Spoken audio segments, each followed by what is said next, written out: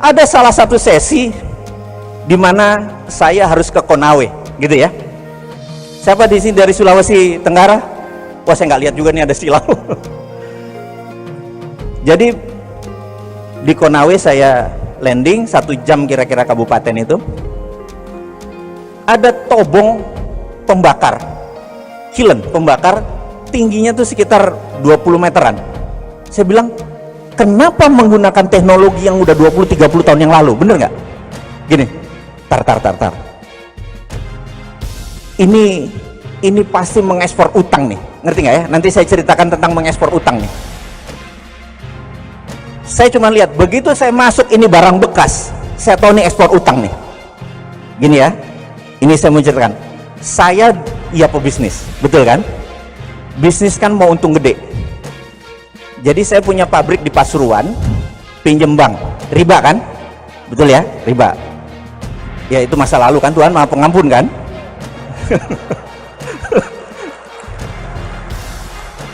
Pabrik ini 7 tahun balik modalnya.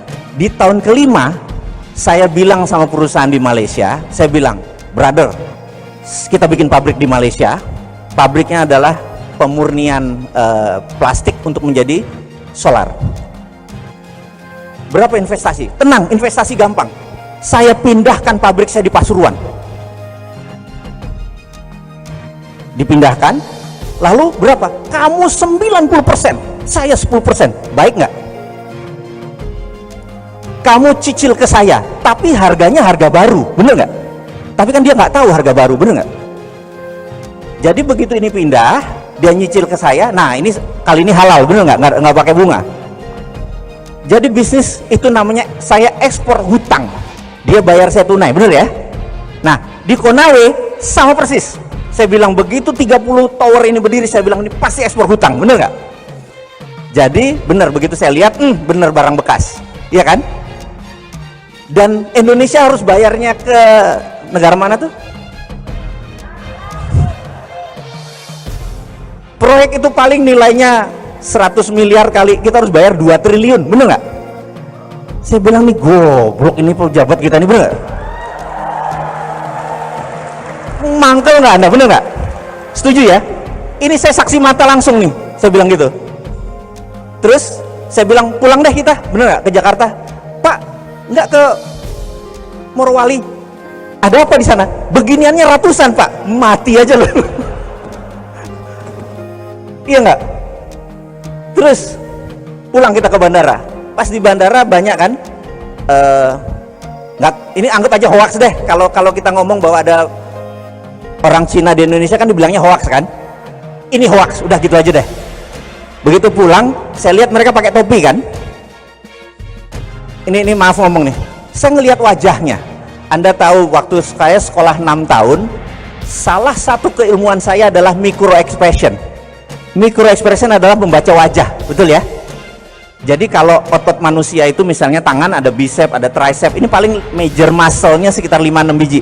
Tapi wajah manusia itu ada 400 minor muscle. Yang kalau dia kecewa bentuknya berubah, kalau dia bahagia bentuknya berubah, kira-kira gitu. Tahunan saya mempelajari, saya kan ngelihat ekspresinya. Kenapa? Karena gini, saya 6 bulan di State Penitentiary, penjara kelas kakap, saya interview orang. Anda tahu orang ke 100 saya bilang ini pembunuh nih, ini pedofil nih, karena udah kelihatan tampangnya. Setuju ya? Anda bayangkan begitu saya jalan, saya bilang sama supir yang di Konawe itu, bentar, berhenti. Orang tuh jalan, saya liatin. Dalam hati saya bilang, ini narapidana ya? Ngerti maksudnya? Jadi buruh di sana belum tentu orang normal loh. Dibuang biar kita yang nanggung.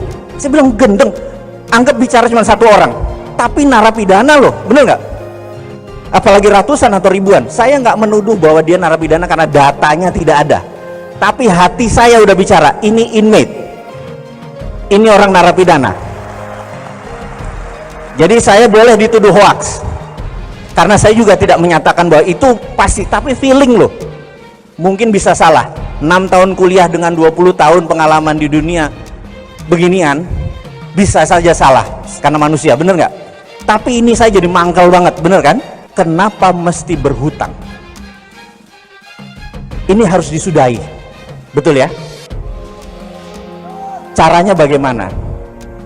Jadi saya berdiskusi sama sahabat saya, dia senior saya, jauh senior saya. Dia bernama Michael Hudson. Profesor Michael Hudson ini mempunyai konsep berbeda dengan yang ada di dunia ini.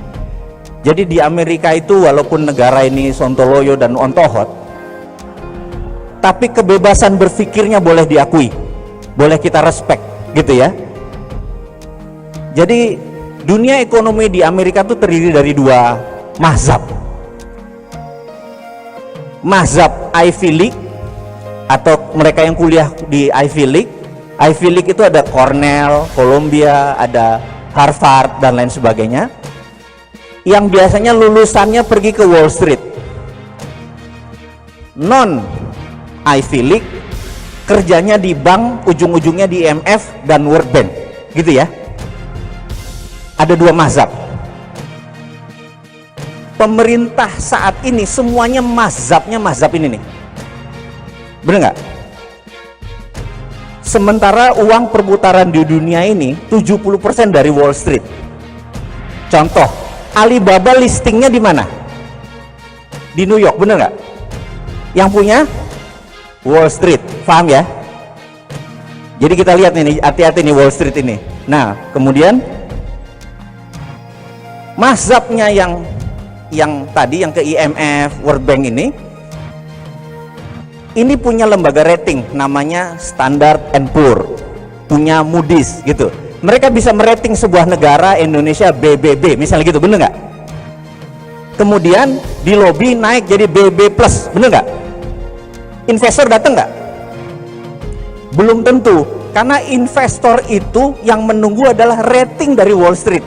JP Morgan kasih Indonesia berapa ratingnya? Goldman Sachs berapa kasih Indonesia ratingnya? Paham ya? Kalau ratingnya turun mereka nggak masuk.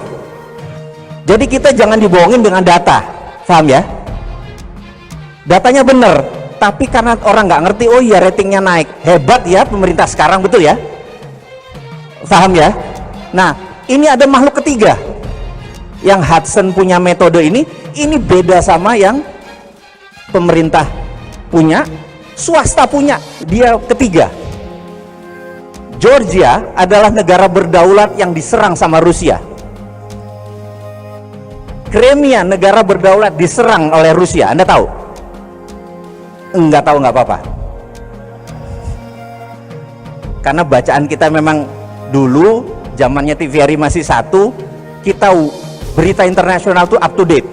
Sekarang berita internasional ditutup, bener nggak? Anda nggak tahu jadinya apa di luar itu ya. Nah, pada saat ekonomi dua negara ini goncang karena dimainin oleh Rusia, Michael Hudson membantu perekonomiannya. Kemudian Venezuela yang menyerang Amerika dengan ekonomi, pakai narkoba, diserang balik sama Amerika dengan economic hitman, mata uangnya dijatuhin, gitu ya. Michael Hudson berdiri di sana, Venezuela masih berdiri. Terakhir Erdogan, kudeta gagal di belakangnya Amerika, karena Erdogan ke Rusia dan ke Cina, disikat lagi lira. Erdogan panggil Hudson sebagai penasihat keuangan, stabil lagi lira, didukung oleh Qatar. Jadi ada banyak cara pada saat mereka bermain economic warfare atau perang ekonomi yang dilakukan oleh Amerika, itu bisa di counter dengan teorinya Michael Hudson. Hudson ini sahabat saya, nanti saya ceritakan sampai sana karena saya harus menceritakan banyak sebelum topik kita utama masuk. Setuju ya? Ilmunya nggak keberatan ini. Kita bagi 3 periode ekonomi. Tahun 1931 di mana ada Great Depression. Anda ingat ya? Dunia dan Amerika mengalami Great Depression 1931. Sebelum 1931 teori ekonomi basicnya menggunakan Adam Smith, tidak ada bank sentral. Karena money, uang, hanya greasing the transaction. Uang itu hanya alat bayar untuk melumaskan saja. Zaman sebelum tahun 1931, kita tidak memuja uang, tidak memuja bunga seperti saat ini. Biasa saja. Setelah tahun 1931, John Maynard Keynes yang disebut Keynesian mempunyai teori bahwa harus decentralize, harus dikontrol. Periode setelah itu dinamakan Keynesian periode, di mana adanya bank sentral di sebuah negara. Karena itu IMF ngontrolnya di bank sentral, bener nggak? Dimana kalau nanti kayaknya nggak mungkin salah satu di antara kita jadi presiden, nomor satu adalah tutup Bank Indonesia, pindahkan Bank Indonesia di bawah Menteri Keuangan, hanya departemen atau dirjen moneter saja. Nanti alasan saya kasih tahu. Keynesian dipuja. Jadi kalau mereka merasa, oh misalnya saya tanya, Bapak, kita cetak duit 10 triliun, setuju? Maka Bapak akan bilang, nanti inflasi. Betul Pak ya? Ada di bawah sadar kita udah masuk nih. Keynesian udah 100 tahun loh mendoktrin kepala kita, nanti inflasi. Inflasi itu dajjal yang diciptakan oleh mereka. Nggak ada yang namanya inflasi. Zaman Rasulullah nggak ada namanya inflasi, bener nggak?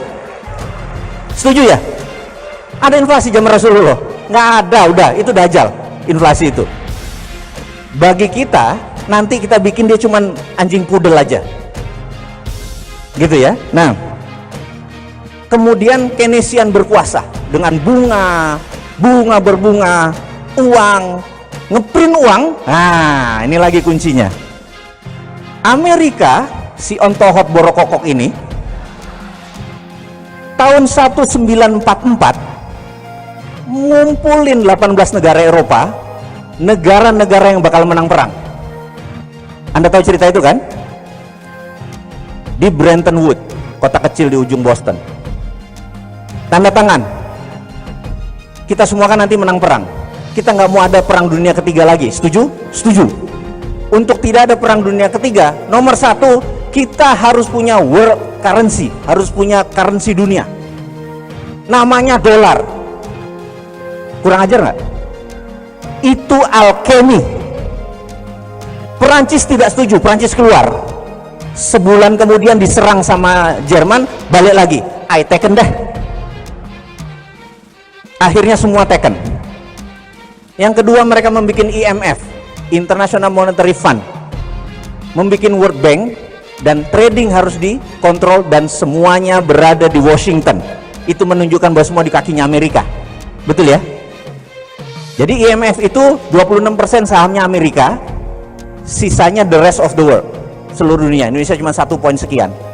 Dan syarat untuk setujunya sebuah resolusi harus 75% suara. Ngerti nggak? Jadi kalau Amerika nggak taken, kan cuma 74, nggak bisa quorum. Itu namanya alkemi. Setuju nggak? Ya, Anda harus lihat bahwa kita harus bikin rupiah juga harus bikin begitu. Kalau nggak kita bahaya nih, kalau nggak ngerti alkeminya ini kita dimainin. Kemudian apa alkemi yang Amerika lagi bikin? Yang kita dengan sadar kita terima bahwa dolar sama dengan emas. Kurang ajar nggak? Jadi kalau sebuah negara mau mencetak uang, syaratnya harus punya emas atau dolar. Serem nggak? Betapa pintarnya negara tersebut mengendalikan alkemi dunia. Kita udah masanya nih berjuang bersama-sama, ya. Udah, kepala kita udah mulai berat nih pelajarannya, setuju? Nah, lanjut. Tahun 2008 terjadilah subprime mortgage, bencana keuangan dunia. Hanya yang di dunia keuangan yang merasakan penderitaan tersebut, betul ya? Dan sejak saat itu saya dan teman-teman termasuk Michael Hudson menyatakan the end of year Keynesian. Mati Keynesian. Herannya 10 tahun kemudian pejabat negara masih memuja Keynesian. Setuju nggak? Nggak bisa lagi Anda pakai Keynesian. Anda harus pakai anti Keynesian. Nah, ini yang nanti mau kita ceritain anti Keynesian itu. Caranya bagaimana? Rumus nomor 1 adalah print money. Anda akan bilang, nanti inflasi, bener nggak? Selama ada underlying proyek, maka print money tidak masalah. Saya kasih contoh. Kang Randy datang ke saya. Kang Randy adalah Menteri Bappenas, saya Presiden. Ceritanya, kalau ngayal boleh kan sampai top kan, bener nggak, ada ongkosnya. Kang Randy bilang, Mas, kita mau bangun 100.000 rumah, setiap tahun saya perlu 100 triliun, bener nggak? Saya bilang oke. Setiap kota 100 rumah yang sehat, yang baik, yang islami semua, toilet tidak boleh ngarah Ka'bah dan lain sebagainya. Anda ngerti kan? Karena kita harus yang ngebangun, sholat harus berjamaah dan lain sebagainya, konsep-konsep kita. Saya print 100 triliun dari langit. Nah, nih Mas, betul nggak? Oke? Mas Randy bilang, Krakatau Steel nyala sekian ribu ton.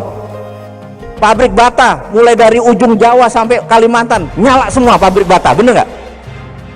Pabrik semen nyala, tidak boleh ada satupun unsur impor.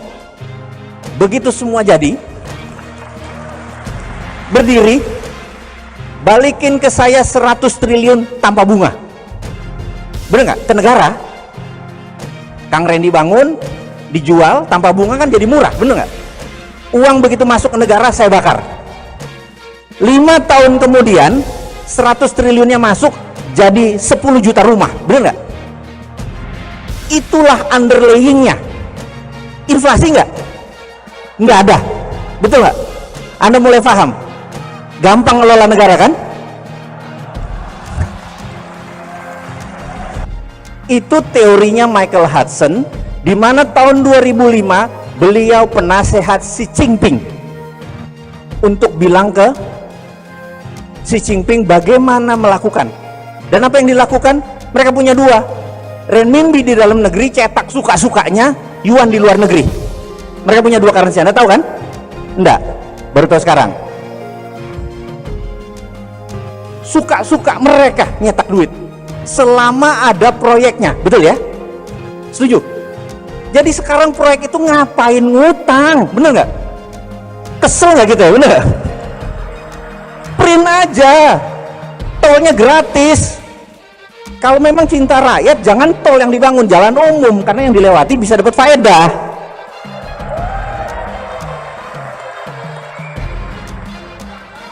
Sudah ngerti cara bangunnya negara? Oke, mau lanjut atau udah?